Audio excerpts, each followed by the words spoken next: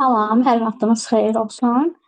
Bugün sizinlə 25 sentyabrda keçirilmiş dövlət qulluğu qəbul suallarına baxacağıq. Azərbaycan dili üzrə B1 kateqoriyası. Birinci sualda bizə deyir ki, hansı nümunələrdə cümlə üzvü olmayan fe'li sifət işlənmişdir? Cümlə üzvü olmayan fe'li sifət, yəni burada nəzərdə tutduğu kitabdır. Cümlə üzvü ilə bağlı olmayan sözdür. Oxuyanlar olimpiyadada diplom qazandılar. Oxuyanlar fe'li sifətdir və cümlə üzvüdür. Bizim idarədə həm oxuyan, həm də çalışanlar var. Oxuyan, çalışan fe'li sifətdir, yenə də cümlə üzvüdür. Ayağa qalxın, oturanlar, getməliyik.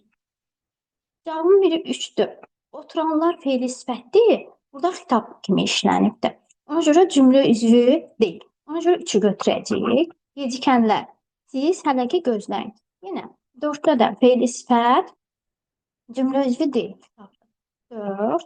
5-də deyilmiş, yəni xitab deyil, cümlə üzvüdür. Ona görə 3 ilə 4-ü götürəcəyik. Düzgün cavabımız E variantı. Gələk ikinci suala. Eyniköklü sözlərin sırasını müəyyən edin. Bildiyimiz kimi eyniköklü sözlərin kökləri eyni nitq hissəsi olmalıdır və düzəltmə olmalıdır. A variantında bilək sadədir. B variantında yenə köklər eyni nitq hissəsi olmalıdır. Yaşantının kökü yaş, yaşlının kökü yaş, yaşarın kökü yaşdır. Amma baxın, birinin kökü isimdir, birinin kökü fe'ldir, ona görə götürə bilmərik. C variantını daşımağa görə götürmədik. Düzgün cavabımız D variantıdır. Əkin, əkinçi, əkinçilik. Hamısının kökləri eynidir və düzəltməlidir. Yarlıq, yarı, yarda yenə də götürə bilmərik. Yarlıqla yarının və yarda əlaqəsi yoxdur. Çünki sadə sözü dedik ki, biz eyni köklü götürə bilmərik. Üçüncü sualımız, müəyyən şəxsli cümlələrini müəyyən edin istəyir bizdən. Bildiyimiz kimi müəyyən şəxsli cümlələrin mübtədəsi olur. Olmasa belə, biz həmin hökmə mən, sən, o, biz, siz əvəzkilərini gətirə biliriksə, yenə də müəyyən şəxslidir. Gəlin baxaq. Onun ağ saçları hər kəsin diqqətini cəlb edirdi. Biri birdir. Çünki mübtədəsi var. Sanki onu yuxudan oyatdılar. Xəbər üçüncü şəxsin cəmindədir. Qeyri-müəyyən şəxsli cümlədir. Bizdən isə müəyyən istəyir. Gözəl bir mənzərə idi. Burada mübtədə yox, bərpa da edə bilmirəm. Kim mənimlə həmfikirdir? Bir də 4-dür.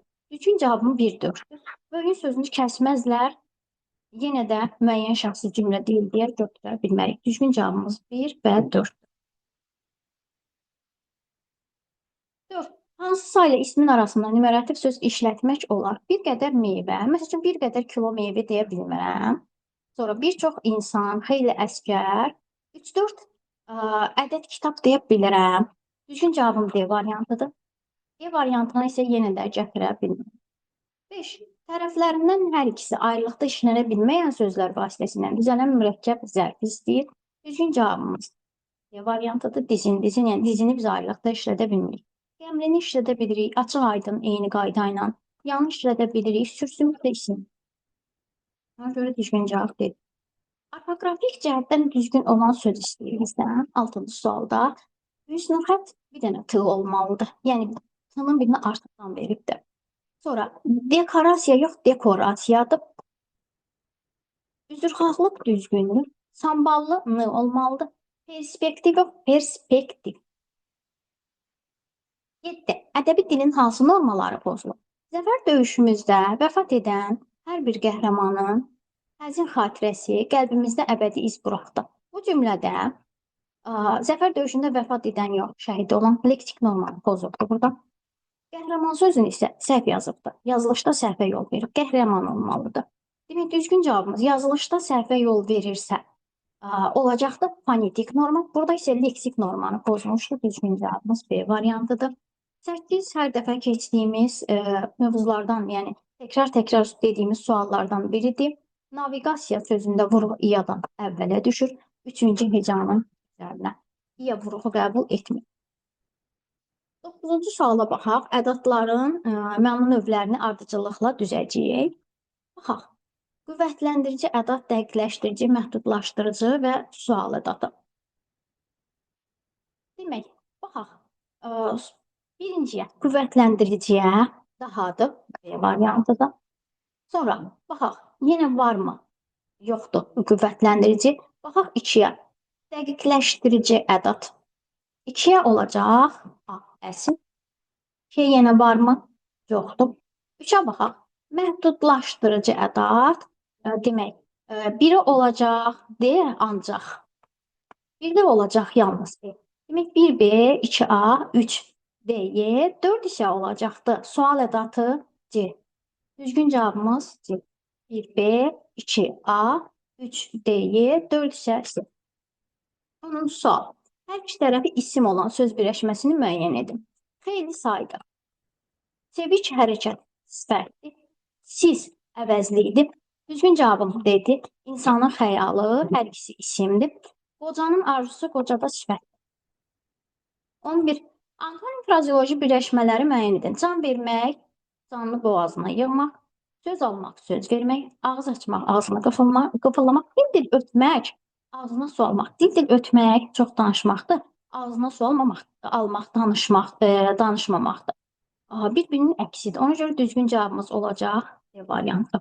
Baxaq 12-ci suala. Həmciz tamamlıqları məstərlə ifadə olunmuş cümləyə baxaq. Sınaq yerdə qaldı. Tələbə olmaq mənə nəsib olmadı. Ol, et, bil, qıl sözləri ayrıqda işlənə bilmir, birlikdə işlənəcək bunlar. Burada tamamlıq deyil, ona görə götürülür. Danışmaq gümüşdürsə, susmaq da qızıldır. Nə? Tamamlıq istədiyinə görə. Bunu da götürməyəcəm mən. C variantını. Doymaq olmur işvəsindən, nazından. Yenə məndən tamamlıq istəyirdi. C-də olmaz. Oxumağa, işləməyə, oxumaq, işləmək məstərdir və həmciz tamamlıqlarda düzgün cavabımız D variantı olacaq. E variantı qaymaq ye, oymaqla dolan gəz. Yenə də burada qaymaq məstər deyil. Yəni sözün özünün şəkilçisi. Sözün özünündür, yəni orada şəkilçi deyil. Baxaq 13-cü suala. 13-cü sual. Arxların kənarlarındakı buzlar istinin təsirindən çatlayıb, üzlərin üzərinə yorğan kimi sərilən qar nazilir, bəzi yerlərdə isə yığılıb kül kimi olur. Feillərlə bağlı doğru fikirləri müəyyən edək. Baxaq.